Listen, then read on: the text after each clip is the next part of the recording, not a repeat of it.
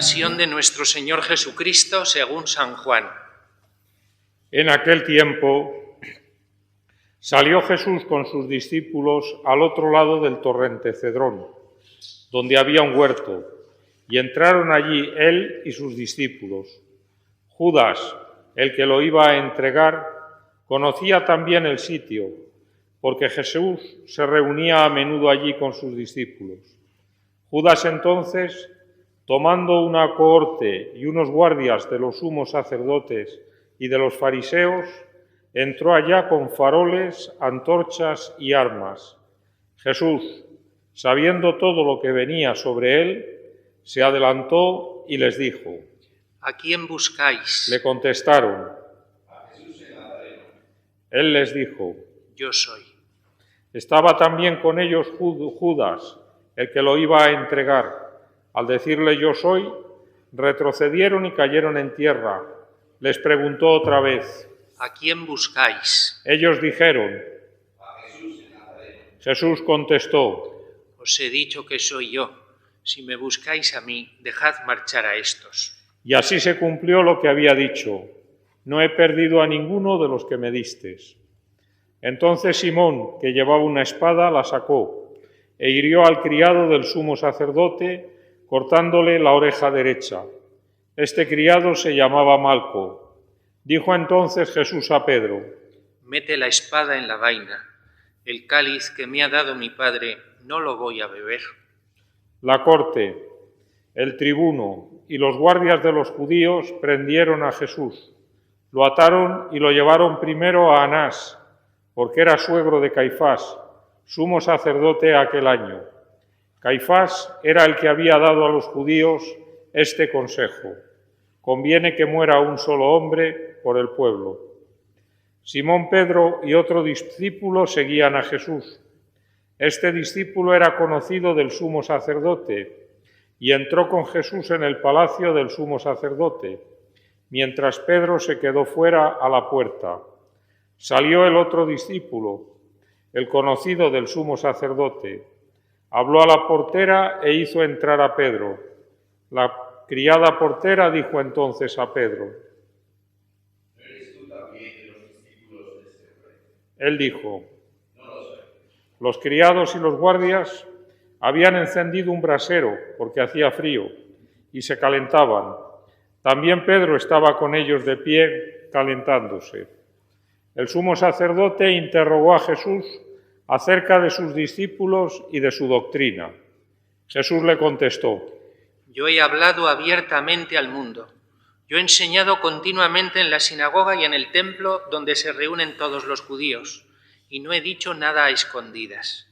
¿Por qué me preguntas a mí? Pregunta a los que me han oído de qué les he hablado. Ellos saben lo que yo he dicho. Apenas dijo esto, uno de los guardias que estaba allí le dio una bofetada a Jesús, diciendo: ¿Así contestas al sumo sacerdote? Jesús respondió: Si he faltado al hablar, muestra en qué he faltado, pero si he hablado como se debe, ¿por qué me pegas? Entonces Anás lo envió atado a Caifás, sumo sacerdote.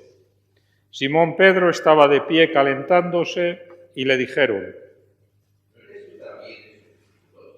Él lo negó diciendo: No lo soy. uno de los criados del sumo sacerdote, pariente de aquel a quien Pedro le cortó la oreja, le dijo: ¿No te he visto yo en el huerto con él? Pedro volvió a negar y enseguida cantó el gallo. Llevaron a Jesús a casa de Caifás al pretorio. Era el amanecer y ellos no entraron en el pretorio para no incurrir en impureza y poder así comer la Pascua. Salió Pilatos afuera a donde estaban ellos y dijo: ¿Qué acusación presentáis contra este hombre? Le contestaron. Si este no fuera un malhechor, no te lo entregaríamos. Pilato les dijo: Lleváoslo vosotros y juzgadlo según vuestra ley. Los judíos le dijeron: No estamos autorizados para dar muerte a nadie. Y así se cumplió lo que había dicho Jesús, indicando de qué muerte iba a morir. Entró otra vez Pilato en el pretorio, llamó a Jesús y le dijo: ¿Eres tú el rey de los judíos? Jesús le contestó. ¿Dices eso por tu cuenta o te lo han dicho otros de mí? Pilato replicó. ¿Acaso soy yo judío? Tu gente y los sumos sacerdotes te han entregado a mí. ¿Qué has hecho? Jesús le contestó. Mi reino no es de este mundo. Si mi reino fuera de este mundo, mi guardia habría luchado para que no cayera en manos de los judíos. Pero mi reino no es de aquí. Pilato le dijo. Entonces, ¿tú eres rey? Jesús le contestó. Tú lo dices, soy rey. Yo para esto he nacido y para esto he venido al mundo, para dar testimonio de la verdad. Todo el que es de la verdad, escucha mi voz. Pilato le dijo. ¿Y qué es la verdad? Dicho esto, salió otra vez a donde estaban los judíos y les dijo. Yo no encuentro en él ninguna culpa. Es costumbre entre vosotros que por Pascua ponga a uno en libertad. ¿Queréis que os suelte al rey de los judíos? Volvieron a gritar. A ese no, a Barrabás. El tal Barrabás era un bandido. Entonces Pilato tomó a Jesús y lo mandó a azotar. Y los soldados trenzaron una corona de espinas, se la pusieron en la cabeza y le echaron por encima un manto color púrpura. Y acercándose a él le decían, ¡Salve, rey de los judíos! Y le daban bofetadas. Pilato salió otra vez fuera y les dijo, Mirad, os lo saco afuera para que sepáis que no encuentro en él ninguna culpa. Y salió Jesús afuera llevando la corona de espinas y el manto color púrpura. Pilato les dijo, He aquí al hombre. Cuando lo vieron, los sumos sacerdotes y los guardias gritaron. Crucifícalo, crucifícalo. Pilato les dijo, Lleváoslo vosotros y crucificadlo, porque yo no encuentro culpa en él. Los judíos le contestaron, Nosotros tenemos una ley, y según esa ley tiene que morir, porque se ha hecho hijo de Dios. Cuando Pilato oyó estas palabras, se asustó aún más. Entró otra vez en el pretorio y dijo a Jesús, ¿De dónde eres tú? Pero Jesús no le dio respuesta. Pilato le dijo, ¿A mí no me hablas? ¿No sabes que tengo autoridad para soltarte y autoridad para crucificarte? Jesús le contestó, No tendrías ninguna autoridad sobre mí si no te la hubieran dado de lo alto. Por eso el que me ha entregado a ti tiene un pecado mayor. Desde ese momento, Pilato trataba de soltarlo, pero los judíos gritaban, Si sueltas a ese, no eres amigo del César. Todo el que se hace rey está contra el César. Pilato entonces, al oír estas palabras, sacó afuera a Jesús y se sentó en el tribunal, en el sitio que llaman el Enlosado, en hebreo Gábata. Era el día de la preparación de la Pascua hacia el mediodía. Y dijo Pilato a los judíos, He aquí a vuestro rey. Ellos gritaron. Fuera, fuera, crucifícalo. Pilato les dijo. ¿A vuestro rey voy a crucificar? Contestaron los sumos sacerdotes. No tenemos más rey que al César. Entonces se lo entregó para que lo crucificaran.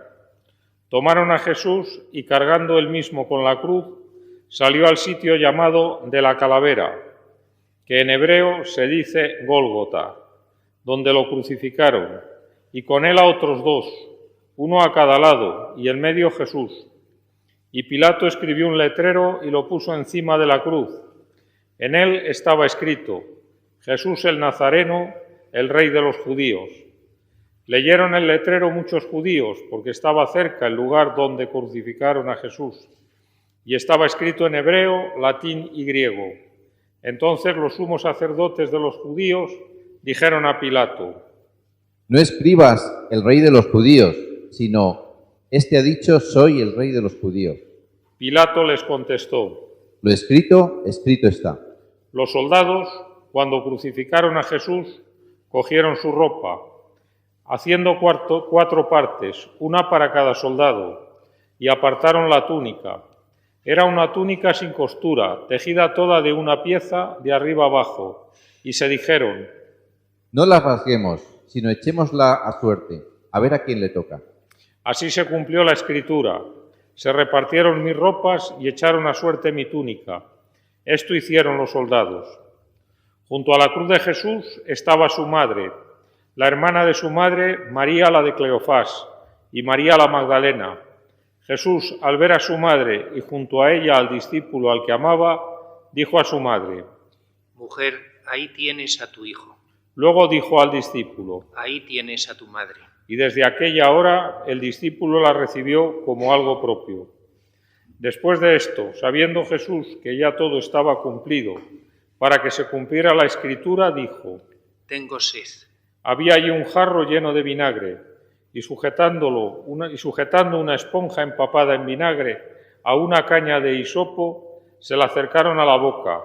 Jesús, cuando tomó el vinagre, dijo: Está cumplido. E inclinando la cabeza, entregó el espíritu.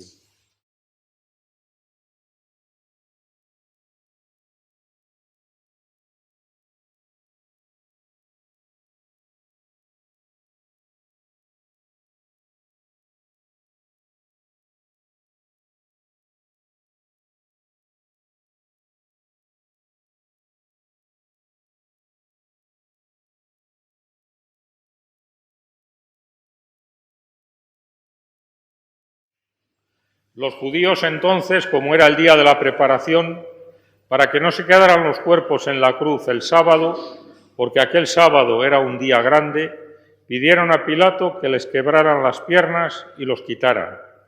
Fueron los soldados, le quebraron las piernas al primero y luego al otro que habían crucificado con él.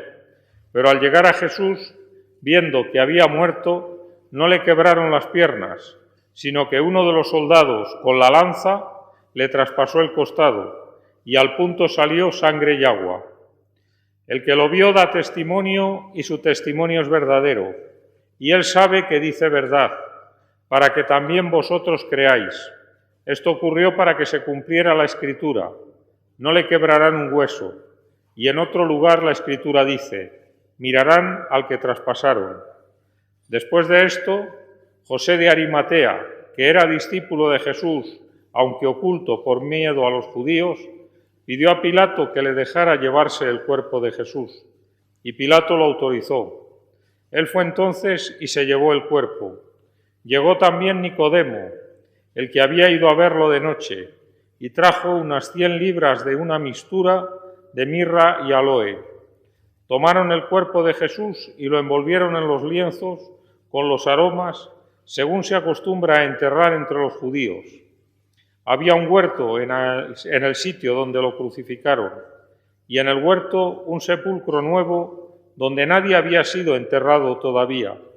Y como para los judíos era el día de la preparación y el sepulcro estaba cerca, pusieron allí a Jesús. Palabra del Señor. Gloria a ti, Señor.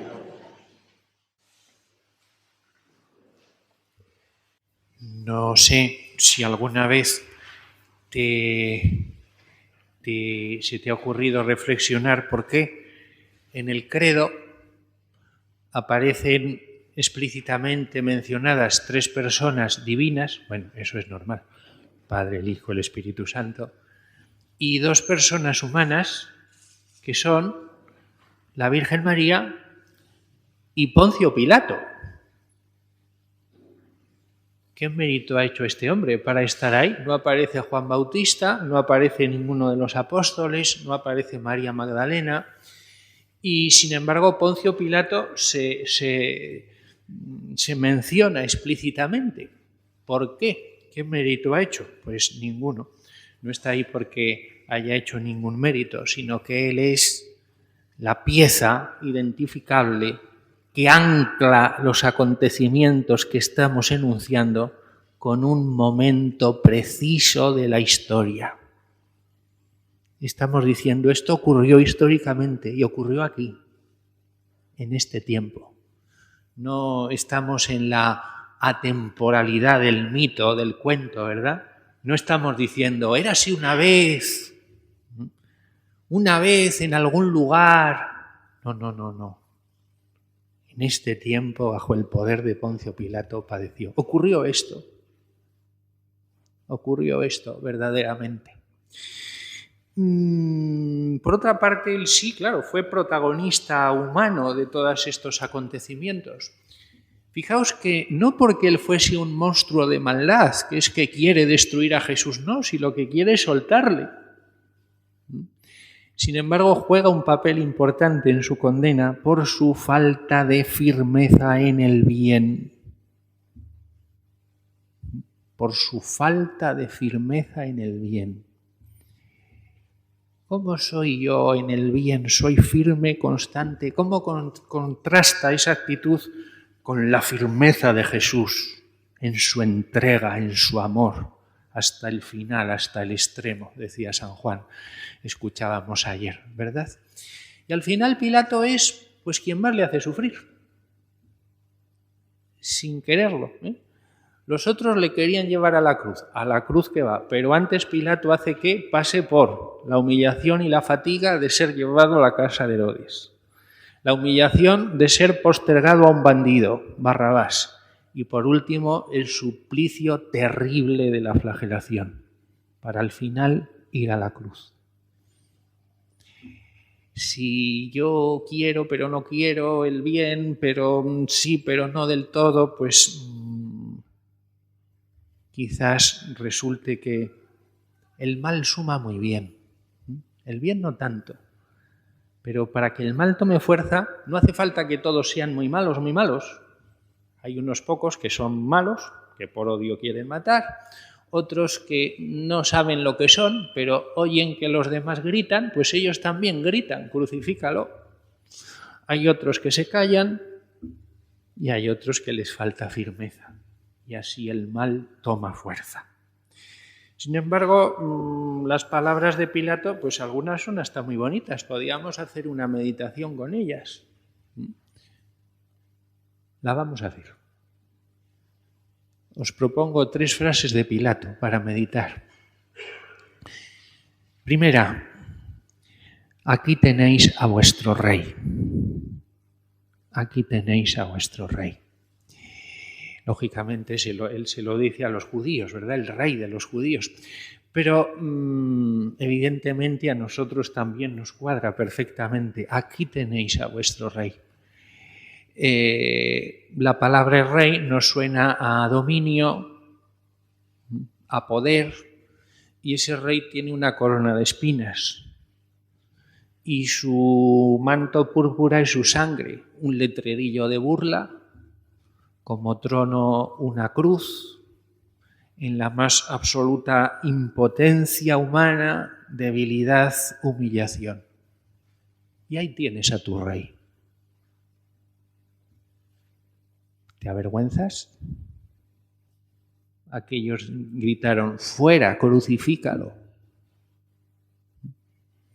¿Te avergüenzas o sientes un santo orgullo de que este sea tu rey? ¿Por qué está así? Por auténtica impotencia, de verdad. Es un rey que quiere que sus súbditos reinen con él. Por eso está así. Segunda palabra de Pilato. Yo no encuentro en él ninguna culpa. Yo no encuentro en él ninguna culpa. Ni él ni nadie que pueda juzgar con verdad podrá encontrar ninguna culpa en Jesús. Ni siquiera la mirada infinitamente aguda de Dios, del Padre, puede encontrar ninguna culpa. Si Dios, con su mirada infinitamente penetrante, nos enumerara nuestras culpas, nos asustaríamos. Pero bueno, Él mira de otra manera y no ve solo eso. Sin embargo, de su Hijo puede decir con toda verdad, no encuentro ninguna culpa. Asombrarnos de esto, la perfecta inocencia de Jesús, la infinita santidad de Jesucristo. Y Él, en quien no se encuentra ninguna culpa, vemos el castigo más terrible. ¿Por qué? Por las culpas de otros, las tuyas y las mías. Él fue traspasado por nuestras rebeliones, triturado por nuestros crímenes. Hemos oído al profeta Isaías. Tercera palabra de Pilato. He aquí el hombre. ecce homo. He aquí el hombre. Bueno, él dijo mucho más de lo que sabía, ¿verdad? Él no quiere decir más que, bueno, pues el hombre que me habéis traído, que queréis que juzgue, pues aquí está, aquí lo tenéis. Sin embargo, podíamos entender esa frase con una profundidad mucho mayor. Este es el hombre, este es el modelo de hombre, este es el hombre por antonomasia, este es el hombre perfecto. El hombre perfecto, pues no es el que tiene una imagen física. Bueno, los especialistas dicen que Jesús, las proporciones del cuerpo de Jesús eran perfectas y que respondía al canon de belleza perfecto, han dicho los forenses de estudios de... ¿no? Así se cumple lo que dice el Salmo, eres el más bello de los hombres, en tus labios se derrama la gracia. Sin embargo, está completamente desfigurado esta tarde, sin belleza, decía el profeta, ¿no? Como uno ante quien se oculta el rostro. El modelo de hombre, pues no es el que gana mucho dinero, el que lo pasa bien a toda costa, el que ha colado ahí en la opinión pública una imagen positiva que luego vete a ver cuál es la verdad de su vida. No. El modelo de hombre es este hombre, humillado y triturado por el sufrimiento, el que se entrega sin límite por sus hermanos, el que se entrega sin límite en la voluntad de Dios. Ese es el modelo de hombre. Y el que más se parezca a ese modelo es el que, en la medida en que nos parezcamos a ese modelo, entonces tendremos triunfo eterno, reconocimiento eterno por parte de Dios, que es la verdad. Nos cogemos de la mano de esa madre que Jesús nos ha dado al pie de la cruz y, cogidos de su mano y junto a su corazón, tenemos que escuchar este anuncio que se nos va a hacer dentro de un momento. Mirad el árbol de la cruz, donde estuvo clavada la salvación del mundo. Mirad el árbol de la cruz. Nuestro corazón está mirando a tantos sitios, a tantos sitios.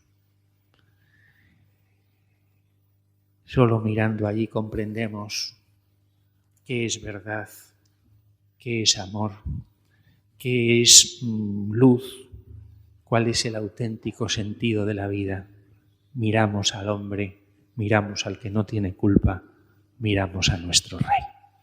Y así sea.